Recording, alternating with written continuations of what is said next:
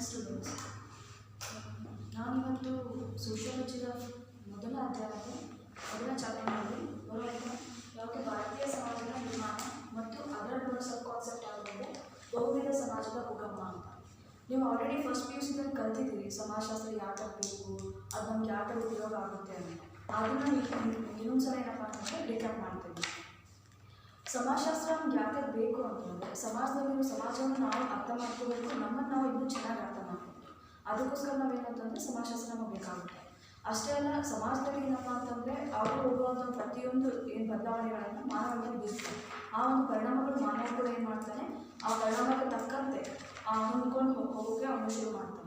ಅವ ಏನು ಮಾಡ್ತಾನಪ್ಪ ಅಂತಂದರೆ ಮನುಷ್ಯನು ಸಮಾಜದಲ್ಲಿ ಹುಟ್ಟೋದು ಸಮಾಜದಲ್ಲೇ, ಅವನು ಬೆಳೆಯೋದು ಸಮಾಜದಲ್ಲಿ, ಹಾಗೆ ನಾವು ಸಾಯೋದು ಕೂಡ ಸಮಾಜದಲ್ಲೇ. ಹೀಗಾಗಿ ಏನಾಗುತ್ತೆ ಅಂತಂದರೆ ಆ ಸಮಾಜ ಮತ್ತು ಆತನ ಮಧ್ಯೆ ಒಂದು ನಿಖರವಾದಂಥ ಒಂದು ಸಂಬಂಧ ಏರ್ಪಡುತ್ತೆ. ಹೀಗಾಗಿ ಸಮಾಜ ಇಲ್ಲದೆ ಬರೀ ಮಾನವನನ್ನು ಅಥವಾ ಮಾನವನಷ್ಟೇ ಬಿಟ್ಟು ಸಮಾಜವನ್ನು ಇವೆರಡನ್ನು ಬಿಟ್ಟು ಊಹಿಸ್ಕೊಳ್ಳೋಕ್ಕೆ ಸಾಧ್ಯವಾಗುತ್ತಿಲ್ಲ. ಹಾಗಾಗಿ ನಮಗೆ ಸಮಾಜಶಾಸ್ತ್ರ ತುಂಬಾ ಉಪಯೋಗ ಆಗುತ್ತದೆ. Well, you have already studied sociology in your previous classes in the PUC first year. As you already know that why the sociology is needed for our life. We need to study the sociology just because we need to know that the society better than ourselves as well as better than others also. So even a society and human being, there is a close relationship because the man born in society, developed in society, as well as when he also died in society. So whatever the changes happens in the society, it is going to be effect on the human being.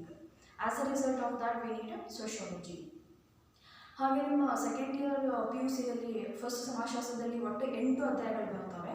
ಆ 8 ಅಧ್ಯಾಯಗಳಲ್ಲಿ ಮೊದಲನೇ ಅಧ್ಯಾಯ ಯಾವುದಂತಂದರೆ ಭಾರತೀಯ ಸಮಾಜದ ನಿರ್ಮಾಣ ಮತ್ತು ಜನಸಂಖ್ಯಾ ಶಾಸ್ತ್ರ ಅಂತ ಬರುತ್ತೆ.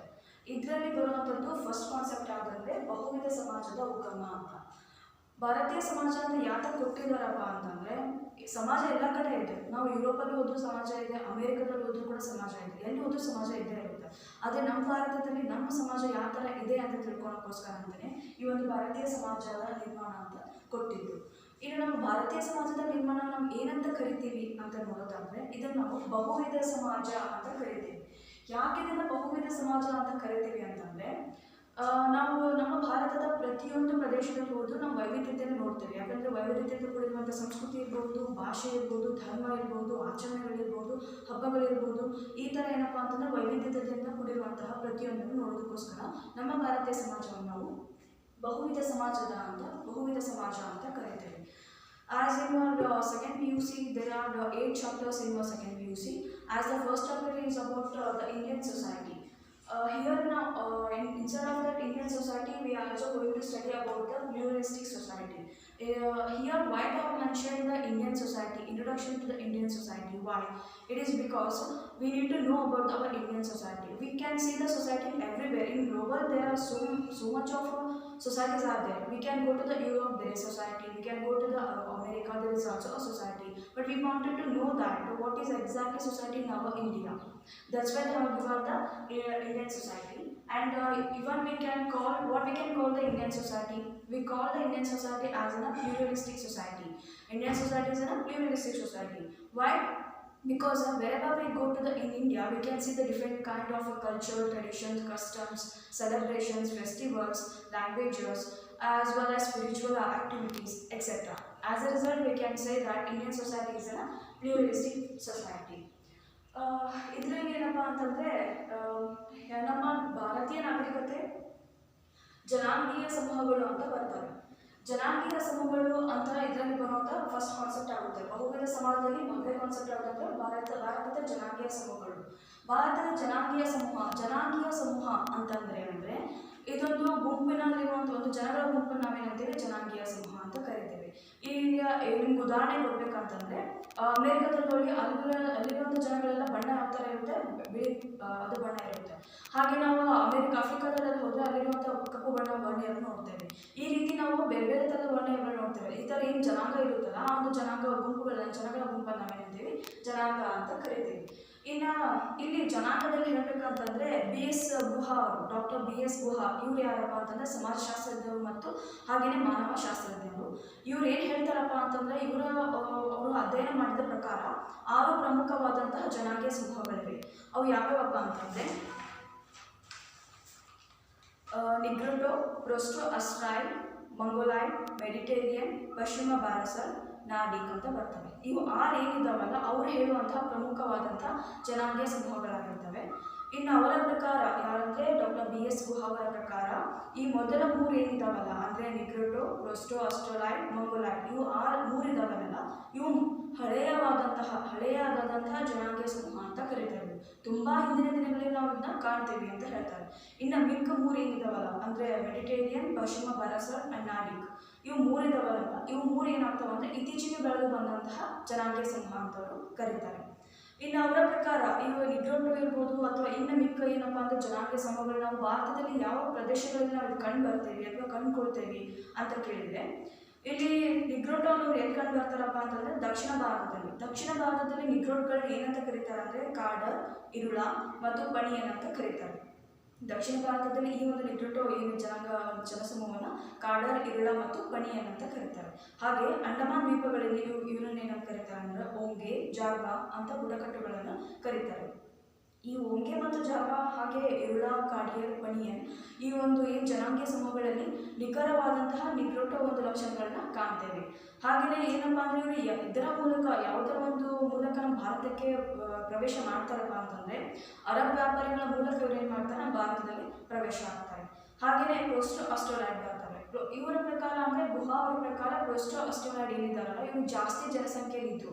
ಅಂದರೆ ಬೇರೆ ಒಂದು ಜನಸಮೂಹ ಏನಿದೆಯಲ್ಲ ಇವರಿಗೆ ನಾವು ಹೋಲಿಕೆ ಮಾಡಿದರೆ ಪ್ರೊಟೋ ಅಸ್ಟ್ರೈಡ್ ಜಾಸ್ತಿ ಸಂಖ್ಯೆಯಲ್ಲಿದ್ದರು ಅಂತ. ಇವರು ಎಲ್ಲೆಲ್ಲಿ ಕಂಡು ಬರ್ತಾರಪ್ಪ ಅಂತಂದರೆ ಮಧ್ಯ ಭಾರತದ ಬಹಳಷ್ಟು ಕಡೆಯಲ್ಲಿ ಕಂಡು ಬರ್ತಾರೆ. ಹಾಗೆಯೇ ಈ ಒಂದು 6 ಜನಸಮೂಹ ಆದಮೇಲೆ ಸಿಂಧು ನಾಗರಿಕತೆ ಬರುತ್ತೆ. ಅದಾದಮೇಲೆ ಒಂದು ಜನಸಮೂಹ ಬರುತ್ತೆ, ಜನಾಂಗೀಯ ಸಮೂಹ. ಅದು ಯಾವುದಪ್ಪ ಅಂತಂದರೆ ಇಂಡೋ ಆರ್ಯನ್ ಅಂತ ಕರೀತಾರೆ. ಆ ಇಂಡೋ ಆರ್ಯನ್ ಏನು ಮಾಡಿದ್ರು ಅಂತಂದರೆ ಈ ಪ್ರೊಟೋ ಅಸ್ಟ್ರೈಡರ್ನನ್ನು ಅವಹೇಳನಕಾರಿಯಾಗಿ ಪದಗಳಿಂದ ಕರೆದು ಅವ್ರು ಏನಂತ ಕರೀತಾರೆ ಅಂದರೆ ಈ ಪ್ರೊಟೋ ಅಸ್ಟ್ರೈಡರ್ಗಳನ್ನು ದಾಸ, ದಸ್ಸು, ನಿಷಾದ್ ಅಂತ ಅವಹೇಳನಕಾರಿಯಾದ ಪದಗಳಿಂದ ಅವ್ರು ಕರೆದು ಅವ್ರನ್ನ ಟೀಕೆ ಮಾಡ್ತಾರೆ. ಇದರಿಂದ ಏನಾಗುತ್ತೆ ಮುಂದೆ ಬಂದಂತಹ ಒಂದು ಏನು ಜನಸಮೂಹ ಇದೆಯಲ್ಲ ಅದು ಕೂಡ ಇವ್ರನ್ನ ಅದೇ ಥರ ಕರೆಯೋಕ್ಕೆ ಪ್ರಾರಂಭ ಮಾಡ್ತಾರೆ. ಹಾಗೆ ಮಂಗೋಲೈಡ್ ಬರ್ತಾರೆ. ಇದರಲ್ಲಿ ಮಂಗೋಲೈಡಲ್ಲಿ ಗುಹಾರ ಪ್ರಕಾರ 2 ವಿಧ ಅಂತ ಹೇಳ್ತಾರೆ. ಅದರಲ್ಲಿ ಯಾವುದಪ್ಪ ಅಂತಂದರೆ ಪಾಲಿಯೋ ಮಂಗೋಲೈಡ್ ಮತ್ತು ಟಿಬೆಟೋ ಮಂಗೋಲೈಡ್ ಅಂತ ಬರ್ತಾರೆ. ಈ ಪಾಲಿಯೋ ಮತ್ತು ಟಿಬೆಟೋ ಮಂಗೋಲೈಡ್ ಎಲ್ಲೆಲ್ಲಿ ಕಂಡು ಬರ್ತಾರೆ ಭಾರತದಲ್ಲಿ ಅಂತ ಅಂದರೆ ಅಸ್ಸಾಂ, ಪಶ್ಚಿಮ ಬಂಗಾಳ, ಮಣಿಪುರ್, ತ್ರಿಪುರಾಗಳಲ್ಲಿ ಏನಾದರೂ ಇವರು ಕಂಡು ಬರ್ತಾರೆ. ಹೆಚ್ಚಾಗಿ ಇವರು ಅಲ್ಲೆಲ್ಲ ಕಂಡು ಬರೋದು.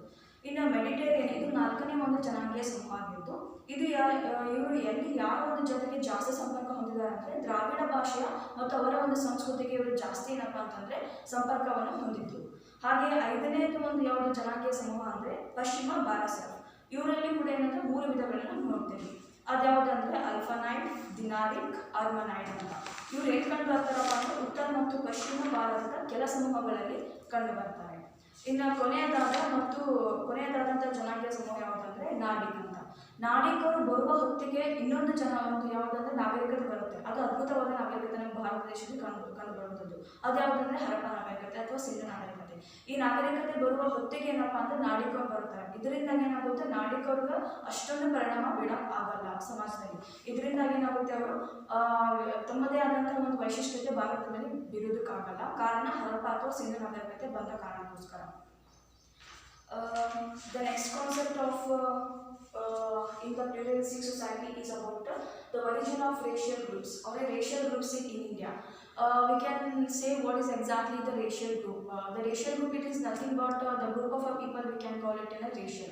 Because when you, for example, when you go to the America, the color of the people of America is white. When you go to the Africa, the color of the people was black. So here the different kind of people we can see in all over the globe. So the kind of a group we can call it as a racial. And here Dr. B.S. Guha is a sociologist as well as an anthropologist. And according to them, they studied 6 major racial elements in society. Those are Nigroto, Proto-Australoid, Mongoloid, Mediterranean, Western Barastite and Nadi. These are the 6 major racial elements in India according to the B.S. Guha. And even more, according to the B.S. Guha, they mentioned that the first 3, Nigroto, Proto-Australoid, Mongoloid, these 3 are the oldest racial element in society. They say that these 3 are the oldest one, where the Mediterranean, Western Bharat and Nadic are those which comes the letter India. Here we can says that these racial elements can also was available in earlier time in India. The places which we can see these racial elements are Negroto can see in the South India, as well as the South Indian people of Negroto can call Kadar, Irula, Paniyan, Onge, Zarba. These are the other types of Negrotos. At the same time, these Negroto which comes along with the Arab merchants. When the Arab merchants entered to India, along with them these Negroto racial elements also came into existence. And the second thing is that Proto-Australid. According to the Guha, the Proto-Australid are very more in number. They says that compared to the rest of these other racial elements, the Proto-Australids are very more in India. And these Proto-Australids are criticized by the Indo-Aryas. Indo-Aryan is also a kind of a racial element, and they criticize the Proto-Australid. And the third thing is the third racial element is the Mongolid. Here in Mongolid we can see that there are two type of Mongolids are there, Paleo-Mongolid and Tibeto-Mongolid.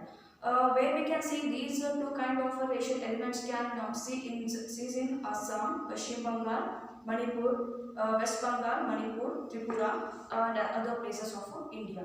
And fourth racial element of according to Guha is Mediterranean. Mediterranean are very close related with the Dravidian language as well as their culture. Dravid is also a kind of a racial element, and these Mediterranean are close related with those Dravid. And the Western Bharat. Here there are three types of Western Bharat. Those are Alphanite, Generic, Armanite. These are can find in the south and north of India. And the sixth and the final racial element according to Guha is Nadic. Nadic is unable to give its whatever it has its functions in society, because when it came to exist at the same time, the Harappa civilization or a Sindhu civilization, what we can call it, also came along with the Nadic. As a result of that, it unable to give its what effect in the society. ನಿಮ್ಮ ಮೊದಲೇ ನಂತರ ಬಂದಂಥ concept ಈಗ next ಬಂದಂಥ concept ಇದೇನಪ್ಪ ಅಂತಂದರೆ, ಇಲ್ಲಿವರೆಗೂ ನಾನು ಹೇಳಿರೋದು ಯಾವುದಂದರೆ ಈ ಭಾರತ ಸಮಾಜದ ನಿರ್ಮಾಣ ಮತ್ತು ಜನಾಂಗೀಯ ಸಮೂಹಗಳು ಯಾವ ಥರ ಇತ್ತು ಅಂತ. ಮಿಕ್ಕಿದ್ದನ್ನು ಮುಂದಿನ ಕ್ಲಾಸಲ್ಲಿ ಹೇಳ್ತೀನಿ. Thank you.